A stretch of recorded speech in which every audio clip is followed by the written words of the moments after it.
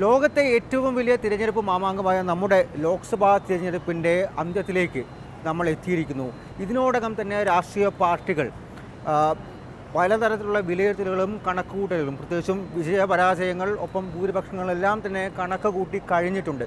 എന്നാൽ അതിനിടയിൽ ജൂൺ 9 തന്നെ സത്യപ്രതിജ്ഞ നടത്താൻ വേണ്ടിയുള്ള നീക്കങ്ങളിലേക്ക് NDA സർക്കാർ കടക്കുകയാണ്. വാൽച്ചേട്ടാ, ഇനിയും 48 മണിക്കൂർ ബാക്കിയുണ്ട് ജൂൺ 1 ഈ അവസാനഘട്ട ലോക്സഭാ തിരഞ്ഞെടുപ്പിന്. അതിനു മുന്നേ തന്നെ ഇത്രത്തോളം ആത്മവിശ്വാസം പ്രകടിപ്പിക്കുകയാണ്. കർത്തവ്യപഥത്തിൽ അവർ തിരഞ്ഞെടുപ്പ് കഴിഞ്ഞ് വീണ്ടും അധികാരത്തിൽ വരും, സത്യപ്രതിജ്ഞ നടത്തുമെന്നുള്ള തീരുമാനമൊക്കെ ഇതിനോടകം ആയിരിക്കുന്നു. എന്താണ് ആ ഒരു ആത്മവിശ്വാസം?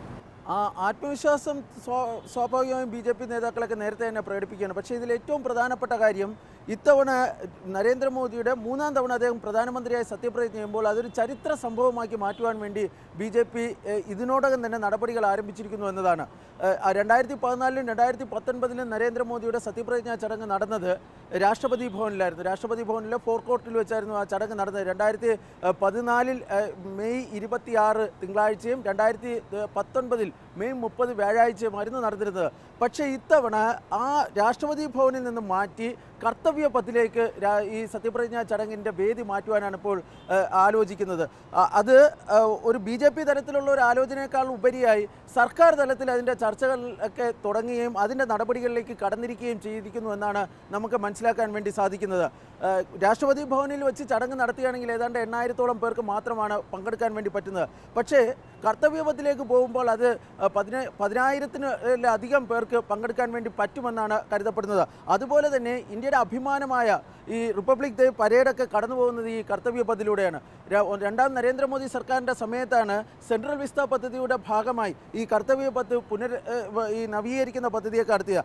അതുകൊണ്ട് ഈ മോദി സർക്കാരിൻ്റെ വികസന തന്ത്രം ജനങ്ങളിലേക്ക് എത്തിക്കുക, അതിനോടൊപ്പം തന്നെ ഈ ഒരു പുതിയ വികസിത ഭാരതം എന്ന സന്ദേശം നൽകുക, ഇത് രണ്ടും ഇതിലൂടെ സംഭവിക്കുമെന്നാണ് പൊതുവെ BJP നേതാക്കളൊക്കെ പറയുന്നത്.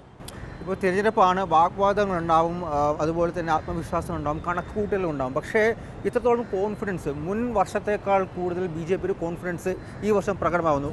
തിരഞ്ഞെടുപ്പിലേക്ക് വരുന്നതിന് മുൻപ് ഒരു ഈസി വാക്കെന്ന് പറഞ്ഞ സ്ഥലത്ത് നിന്ന് ഇപ്പോൾ കോൺഗ്രസ് അല്ലെങ്കിൽ ഇന്ത്യ സഖ്യം ഒരു ശക്തമായിട്ടുള്ള മത്സരം കാഴ്ചവെക്കുകയാണ് എന്നുള്ള കാര്യം പറയുമ്പോൾ പോലും 9-നോ 10-നോ അവർ സത്യപ്രതിജ്ഞ നടത്തുമെന്നുള്ള തരത്തിലേക്ക് കാര്യങ്ങൾ BJP കൊണ്ടുപോവുകയാണ്. അതും ഇനിയും മോദിയുടെ മണ്ഡലത്തിലടക്കം തിരഞ്ഞെടുപ്പ് നടക്കാൻ ബാക്കിയുള്ള ഒരു ഘട്ടത്തിലാണ്. ഇന്നിപ്പോൾ മോദി കന്യാകുമാരിയിലേക്ക് പോകും ധ്യാനമിരിക്കാൻ വേണ്ടിയിട്ട്. ആ സമയത്ത് തന്നെയാണ് ഇത്തരത്തിലുള്ള അഭ്യൂഹങ്ങളും വരുന്നത് എന്നുള്ളതാണ് മറ്റൊരു പ്രധാനപ്പെട്ട ഒരു കാര്യം.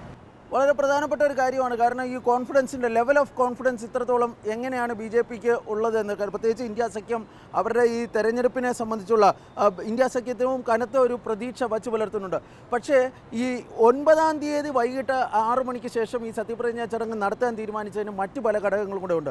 അതിലേറ്റവും പ്രധാനപ്പെട്ട ഘടകം ഈ കർത്തവ്യപഥിലാണെങ്കിൽ അതൊരു പ്രവൃത്തി ദിവസം കഴിയില്ല. ഞാൻ നേരത്തെ പറഞ്ഞതുപോലെ തന്നെ 2014 തിങ്കളാഴ്ച, 2019 വ്യാഴാഴ്ച, 2024 അതൊരു ഞായറാഴ്ചയിലേക്കാണ് മോദി തെരഞ്ഞെടുത്തിരിക്കുന്നത്. ഈ നേരത്തെ തന്നെ മോദി കേന്ദ്ര സർക്കാരുമൊക്കെ വ്യക്തമാക്കിയിരുന്ന, പ്രധാനമന്ത്രിയൊക്കെ വ്യക്തമാക്കിയിരുന്നത് G7 ഉച്ചകോടിയിൽ പങ്കെടുക്കാൻ വേണ്ടി 13, 14 തീയതികളിൽ നരേന്ദ്രമോദി ഇറ്റലിയിൽ ഉണ്ടായിരിക്കുമെന്ന് നേരത്തെ തന്നെ അറിയിച്ചിരുന്നു. അതിനുവേണ്ടി 12-ാം തീയതി പ്രധാനമന്ത്രി ഇന്ത്യയിൽ നിന്ന് പോവുകയാണ്. അപ്പോൾ ഈ ഒരു ഷോർട്ട് സ്പാൻ ഓഫ് ടൈം, അതായത് 4-ാം തീയതി റിസൾട്ട് വന്നു കഴിഞ്ഞാൽ പിന്നെ 12-നും ഇടയിലുള്ള ഒരു ഷോർട്ട് സ്പാൻ ഓഫ് ടൈം എന്ന് പറയുമ്പോൾ അവിടെയാണ് ഈ 9 എന്ന് പറഞ്ഞ ഒരു പ്രസക്തി വരുന്നത്. ആ 9-ന് മറ്റ് പല ഘടകങ്ങളൊക്കെ, ജ്യോതിഷപരമായ ഘടകങ്ങളൊക്കെ കാണുമായിരിക്കും.